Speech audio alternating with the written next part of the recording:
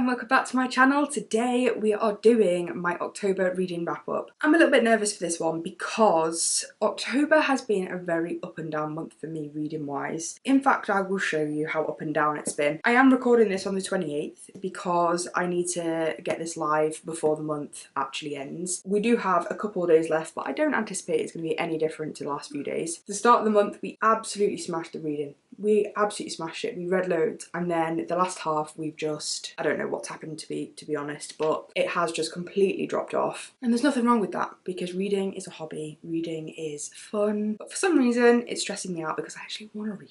I'm just not really enjoying anything. We have actually finished 9 books so far this month. I am hoping that I'm going to finish 2 more before the end of the month, but we shall see. For now it is just 9. I'll update you at the end if it ends up being 10 or 11. But we're going to go through each and every one of them, and then we're going to revisit my October TBR list and see how many I managed to tick off that list. Before we get into the video, can you do me a little favour and press that subscribe button and the notification bell so you can get notified every time I upload? Your support means the absolute world, as always. But yeah, let's get into the video. Let's start with the Kindle reads. So the first 3 books that I started the month of October with were actually All In, Bad Blood and 12, which are part of the Natural series by Jennifer Lynn Barnes. Now this series is a 5-star series for me. I absolutely loved it. Honestly, incredible. I realised that I love a murder mystery. There's something about it I just really enjoy. This is a YA murder mystery, which makes it much easier to read and you don't necessarily have to think about it. I would definitely say it's on the higher end of YA because some of the scenes and the things that they talk about in the book are quite horrific and gory. So yeah, it's definitely not like a really obvious YA, just in case anybody was worried. I rated this series 5 stars overall. You've got 4 books and a novella. We've got The Naturals, Killer Instinct, All In, Bad Blood and 12. 12 is the novella. I honestly was just so impressed with how it was written. It had this genius aspect to it where obviously a lot of writers do this, but it still baffles me every time they do it. And that is that they manage to kind of like just drop like little pieces of information throughout the whole series, and they manage to link everything together so amazingly. And I don't know, the way that Jennifer did it in this series was just incredible and I really enjoyed it. I love the fact that it was based on a group of teenagers who had a more natural affliction to a certain gift or natural talent, which made it really interesting and quite unique. Like it's just like nothing I've ever read before, and honestly absolutely loved it. By the end everything just kind of came together and I was like, oh my god, like some of the things I did see coming, others I didn't take anything away from it. In fact, I love it when I can figure it out beforehand because it makes me feel like so accomplished and like I've just got it down. So yeah, absolutely loved it. It was amazing. Highly recommend that series if you have not read it yet. We then moved on to an art called Daughter of Stone by B.A. Pepper. Now this was absolutely incredible. I actually know B and I knew she was going to be good because she's got an amazing podcast with her and Sam, and they review fantasy books all the time. They go through them in depth. She knows what she's talking about, but I just can't put into words how good it was. Like I just absolutely loved it, and it was like it just pulls you in from the beginning. That ability that writers have to just completely absorb you in the story right from the beginning and become so invested in the characters and the relationships, it's just a real talent, and it was definitely something that I really enjoyed. And the character relationships throughout this book were insane. Like there was this kind of like a flirty friendship banter between Jazz and the main character, and there was also a kind of,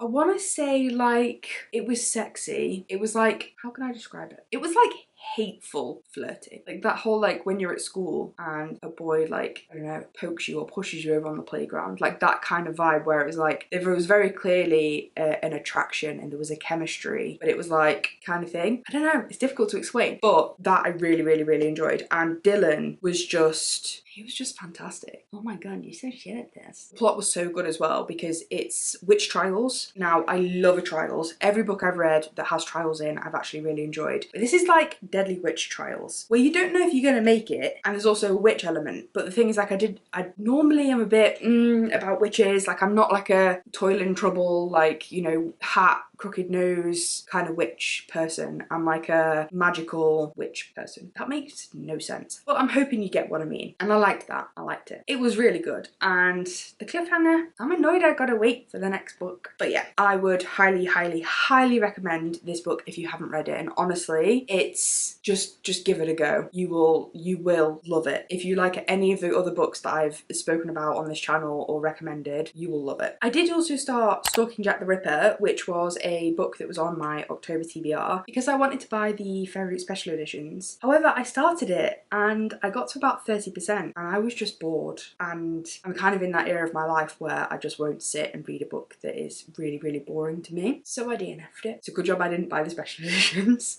But yeah, so that was a book that I tried to read this month. We then also read Zodiac Academy, I think it's 0.5, Origins of an Academy Bully. Now in the reading order that I am doing, I finished book 4, then did 0.5, and then the next book I'll go into is book 5, which is Cursed Fates. I believe it is. It's book 5, Cursed Fates. And so the Origins of an Academy Bully is sort of set 5 years before the first Zodiac Academy book, and it follows Darius and Lance on different kind of aspects of some of the things that have been hinted at throughout the series. So a little bit about the relationships with Darius's family, Lance's family, Lance's sister, and how she went missing, and all of those different kind of elements that are touched on throughout the series, but you go into more depth. And so yeah, it kind of like helps clear some things up and helps you figure out kind of what's going on and where things might be going for the rest of the series. So I did really enjoy that. That was really good. I rate that 4 stars. I find novellas kind of hard to rate because it's really short. It was about 100 pages, probably less than. So yeah, but as per the rest of the series, it was really great. So really enjoyed that. Next, we move on to the physicals that I read this month. I won't lie to you though, I didn't read them in physical form. But that's not a shock to you. But they're the books I have in physical. So the first one is Good Girl Complex by Elle Kennedy. This is the first in the Avalon Bay series. This has kind of like good girl, rich girl, bad boy, poor boy kind of vibes. It's small town. It has a revenge plot in it. Now, there's a lot about this book that I think I probably am not a fan of generally. Don't really like that rich girl, poor boy like trope. I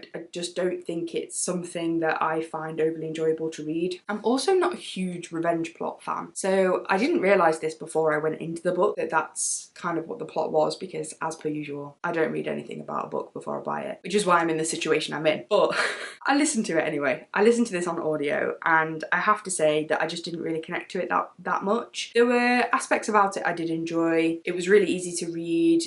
There was kind of things happening within the plot. It wasn't boring.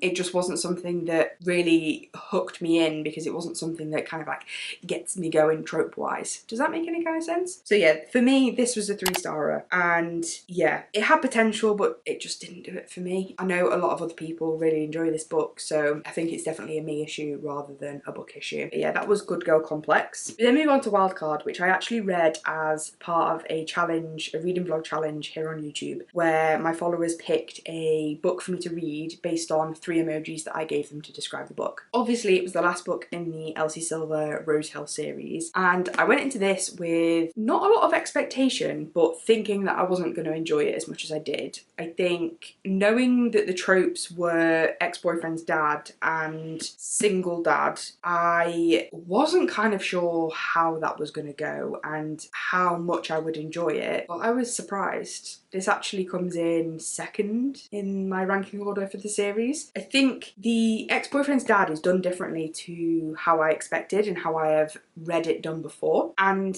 that was kind of fresh for me. Like, yeah, it didn't feel like all of those dark romances where the ex-boyfriend dad is kind of like I can't think of the word, a taboo thing? I'm not quite sure if that's the right word, but that's the only word I can think of. And the single dad element of this is a situation that really annoys me, and I think is actually quite common in this day and age, and I think it was great to kind of shed some light on that as a topic within a book. I also really love there is a relationship in this book, Gwen and Crazy Clyde. They're a match made in heaven. Father-daughter relationship that we all weren't expecting. It was fantastic. There were some funny moments in this, there was some like moments, there was some happy moments, there was some like bits that made me angry, not because of the book but because of the situation, and it was just overall a great read. I did end up giving this one 4.5 stars, so it was very good. I'm struggling to give out 5 stars at the minute. I say that like I haven't at all this month, but yeah, I'm finding I'm not really like as forthcoming with them as I used to be. Take from that what you will. Next we have the big boy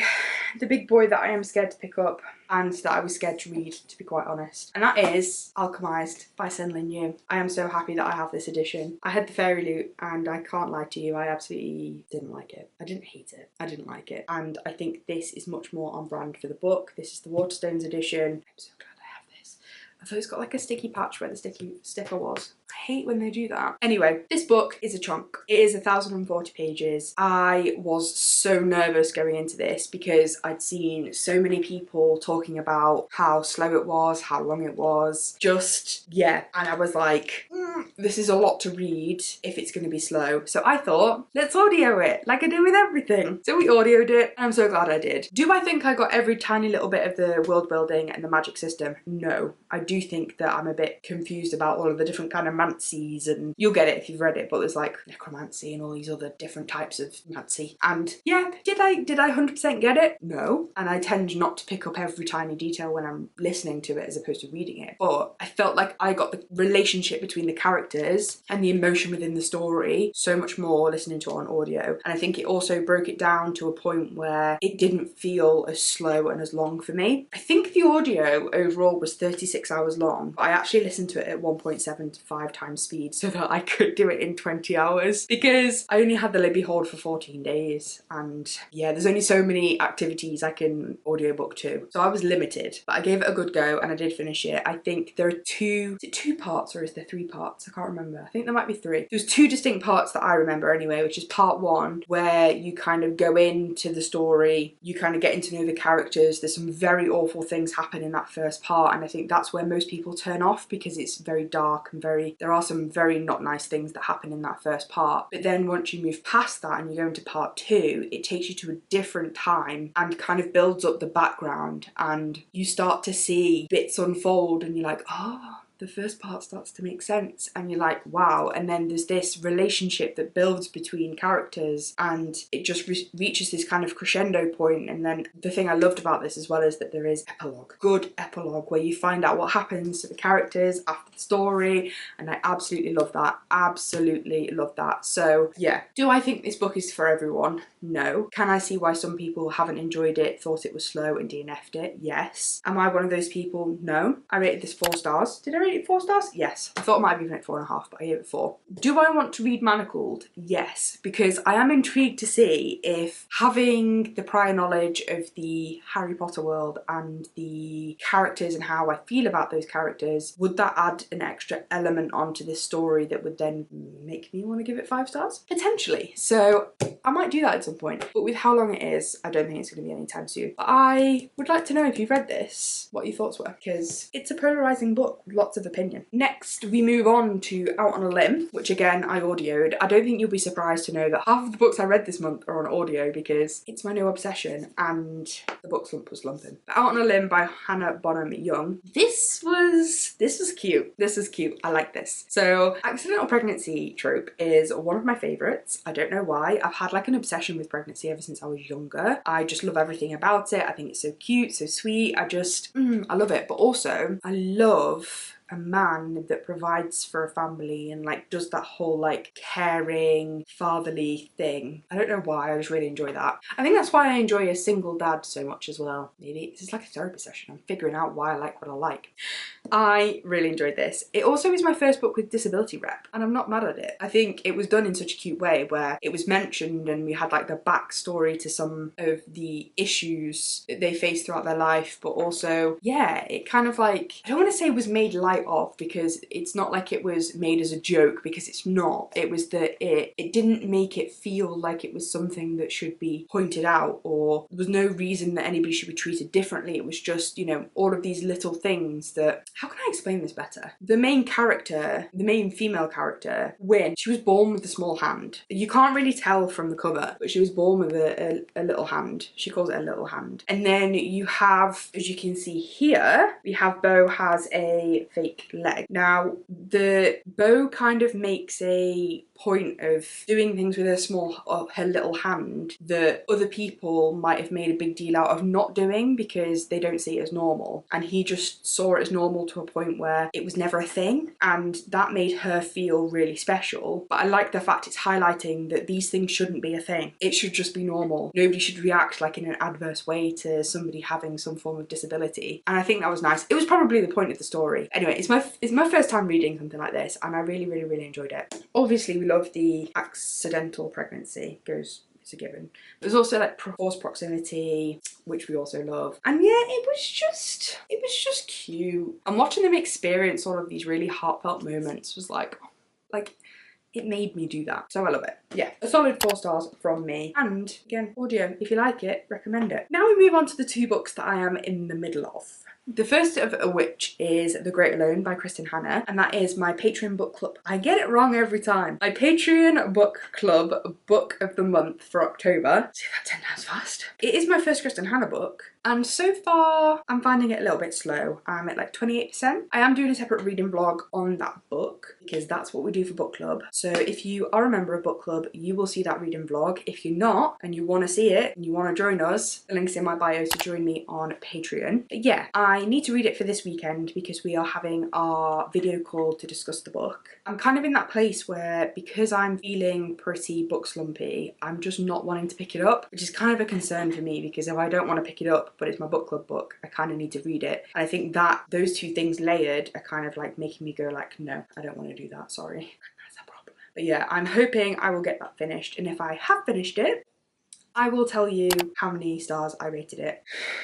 Fingers crossed for me. The other book that I'm currently in the middle of is The Poppy War by R.F. Kuang. I actually started this book in September, but this seems to be a theme at the moment. I seem to be slumping constantly, I've come to realise. But it wasn't the right time for me to start reading it because it's quite a heavy, you need your brain kind of book to understand what's going on, especially at the beginning. And I wasn't in a place to give it the attention that it needed. So I kind of hit pause on it for a little while, and now I have switched over to audio. I am actually really enjoying it. I'm kind of like 315 pages through, probably a bit further because I've listened to a bit today. I am really enjoying it. It is really good. It's definitely a little bit more complicated on the high fantasy side than I'm probably used to. I'm enjoying it. Again, a little bit like Alchemized. Am I getting every single part of the magic system and the world building and everything like that? No, I'm not. But am I enjoying it regardless? Yeah, and that's all that matters. So I'm hoping that I will be able to finish the audio for this before the end of this month. And again, I'll let you know what I rated it. Lastly, we're going to go through my October TBR list and we're going to see how many I actually managed to read this month. So we started with 15 books to read in the month of October. Now, I will say, and I say this at the start of my TBR videos as well, that I pick 15 books, but I don't plan on reading all 15 books. I plan to have some left over, and then I give my Discord members a poll and they get to pick which 2 books I then carry over to the next month. But by picking 15 books, I don't feel the pressure to read what is on my TBR. If I was only to pick 7, 8, 9 books, I would feel like I have to read every single one of them. But because I plan to pick 15 and I know I can't read 15 books a month, and I go into it with the attitude of I am picking books I would like to read, but then I move reading from that, I then don't feel like I have to, and for some reason it's like a mental game that I have to play with myself. But it's a mental game that I enjoy, so you know. But I picked 15 out of my TBR jar, or for whatever other reason I'd planned to read reads in. And we actually read 1, 2, 3, 4, 5, 6, 7 of them. Is that it? Yeah. We only actually got through 7 of them. Now, 3 of them will naturally carry over to next month because I am planning to do a video on them specifically next month. And then we then have Twinfluence, Air of Storms, Wilder, Rewind It Back, and The Dare, which I picked and didn't read. So they were going to go into that poll. In fact, I have already set that poll to see which ones will carry over to next month. So yeah, I don't think that's bad really. 7 out of 15, good going. We already have a little list set up for my November TBR and I'm excited to film that. I think what I'm going to do is I'm going to do my TBR picks and I'm going to refill my jar with prompts that I got from you guys and from the guys on TikTok, and yeah, refill it and give it a kind of like a new lease of life. My camera randomly stopped because it was overheating, which is not ideal, but what I was saying is that I'm actually planning to get a new TBR jar because my old one smashed and my current one is just like a random little trinket that I had for my shelves. And there is actually somebody on TikTok who promotes her little business creating everything bookish. I absolutely love her. I have so many of her bits, and it's Lunacle Design. And she's actually doing a tarot card collection. I'm not exactly sure what it's called. I think it's called the Tarot Collection actually, but it's the tarot card where it's like the reader, and my old TBR jar had the tarot card on it, which is why I absolutely loved it. So I have a little reminder in my calendar to purchase that this Friday. So hopefully next month, no wait, December's TBR will be with that jar. So that's super exciting. But yeah, October has been a up and down month reading wise. I feel like I've just got to that point in my reading journey where I've been reading for so many years and gone through so many books with different genres and all kinds of different styles and etc, etc, that it's now really difficult for me to really be gripped by something, and I really want to try and find books that are just really going to hook me and keep me interested. And so I think, yeah, we'll kind of see how I get on with that, but first we have to try and tackle this TBR. My goal in life is to get this down to a point where I read everything on my Kindle and buy special editions, or I buy like a one-off books sometimes and I just read it as soon as I buy it, like I used to before I got sucked into collecting this many books. But yeah, unfortunately a lot of what is on this TBR is books that I probably wouldn't pick now, but I feel like I should maybe give a go. Kind of in like a bit of a weird situation. I don't know if anybody else is kind of feeling this at the minute, but it's kind of strange. I can't necessarily describe how I feel about it, but I'm just feeling kind of off about it for some reason. I've even gone from reading something like 190 books a year to I think maybe being on track to read 90 this year. So some things just happened and I don't really get as hooked by reading as I used to. But in another way you could also say that I've also found balance with it, because I now like watching TV, whereas I never used to. I just used to read all the time. Like any free time I got I used to read. So yeah, maybe it's a good thing. I don't know, who knows. But if any of you guys have ever kind of had this struggle, let me in to your experience, insight, knowledge, tips, tricks, whatever you've got for me is very much appreciated. Honestly, thank you guys so much for watching, and let me know what your favourite books were this month. If you got this far into the video, leave me an orange heart because it's October. It's pumpkin season. Thanks for watching guys. See you later.